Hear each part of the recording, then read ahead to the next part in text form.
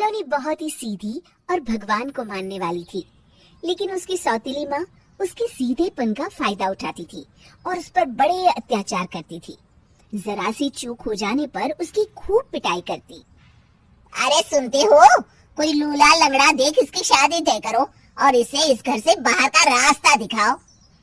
सलोनी के पिता जानते थे कि मीना एक चांडाल औरत है, इसलिए वो एक अच्छा घर देख सलोनी की शादी कर देते हैं। लेकिन वहाँ भी सलोनी से जलने वालों की कमी नहीं थी। सलोनी की ननद निकिता उसे बिल्कुल पसंद नहीं करती थी। सलोनी, बात तो सुनो जरा। जी कहिए। आज शाम को मेरे बॉस खाने पर आ रहे हैं। ध्यान रहे उनकी खातिरदारी में किसी प्रकार की कोई कमी नहीं होनी चाहिए। जी आपने कह दिया, बिल्कुल वैसा ही होगा। शाम को सलोनी जैसे ही गैस पर खाना चढ़ाकर वहाँ से जाती है अभी इसके खाने का स्वाद बढ़ाती हूँ। निकिता गैस की आंच तेज कर देती है। थोड़ी देर में देखते ही देखते सारा खाना जल जाता है और पूरे रसोई घर में चारों तरफ धुआं फैल जाता है। अब आएगा मजा।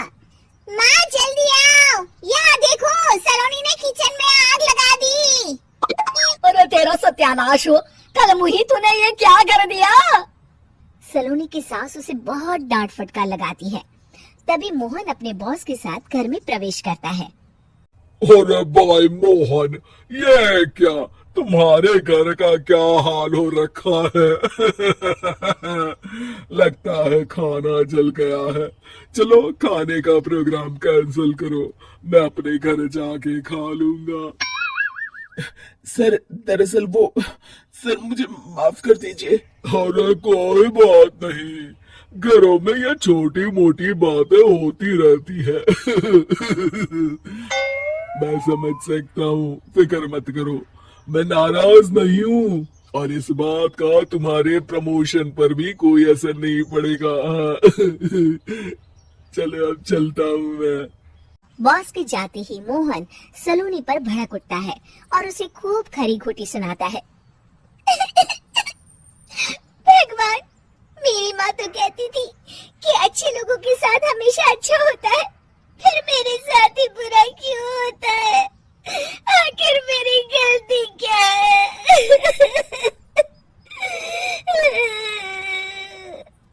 तभी आकाशवाणी होती है। बेटी, अब तुम्हें कोई दुख नहीं दे पाएगा। तुम्हारा बुरा सोचने वाले की मन की सारी बातें तुम पहले ही जान जाओगी। अगले दिन सलोनी निकिता को चाय देने उसके कमरे में जाती है। तब निकिता के मन में कुछ बातें चल रही थी। कल तो मैंने सिर्फ खाना जलाया था, अब तू देखती जा सलोनी, तेरा इस घर में जीना हराम कर दूंगी। अच्छा, तो ये बात है, अब इसे सबक सिखाना ही पड़ेगा। कुछ दिनों के बाद। सलोनी, मेरे कपड़े जल्दी से प्रेस कर दो, ऑफिस के लिए देर हो रही है। सलोनी मोहन के कपड़ों के पास प्रेस गर्म होने के लिए रख देती है और अपने कमरे में चली जाती है। तभी हॉल में निकिता आती है। सलोनी चुपके से उसे देख रही होती है। आज अगर मैंने ये कपड़े जला दिए तब तो पक्का मेरा भाई इस सलोनी की बच्ची को धक्के मार के घर से बाहर निकाल देगा। अरे तू क्या मुझे निकलवाएगी? महादेव है मेरे साथ। ठहर जा निकिता, आज तो तेरी खैर नहीं। सलोनी अपने पति मोहन को बुला लाती है और निकिता की सारी करतूत दिखाने लगती है। निकिता गर्म प्रेस मोहन के कपड़ों पर रखकर अपने कमरे में चली जाती है। मेरी बहन इतनी बड़ी चालबाज निकलेगी, मैंने तो सोचा ही नहीं था। मुझे माफ कर दो सलोनी, मैं तुम्हें गलत समझ रहा था। मोहन निकिता को बुलाकर उसे खूब डांट फटकार लगाता है। उस दिन के बाद से सलोनी की जिंदगी पूरी तरह बदल जाती है। सलोनी हर किसी के मन की बात सुन लेती थी। दूसरी तरफ निकिता का कोई भी दांव सलोनी पर नहीं चलता था और आखिरकार वो भी सलोनी के आगे घुटने टेक देती है। फिर एक दिन सलोनी की सास की सहेली ममता अपनी बहू कविता के साथ वहाँ आती है। कविता मन ही मन कहती है, अरे ये बुढ़िया पागल है जो मुझे यहाँ लेके आ गई। कहाँ मैं अपनी किटी पार्टी छोड़ के इसके साथ यहाँ मरने आ गई। पता नहीं कब तक इसे झेलना पड़ेगा। अरे ये जल्दी मरे और इसकी सारी जायदाद मेरे नाम हो जाए। सलोनी कविता की सारी बातें सुन लेती है। अरे कविता, तुम अपनी सास की जायदाद के लिए उन्हें झेल रही हो और उनके मरने का इंतजार कर रही हो। ये तो गलत बात है।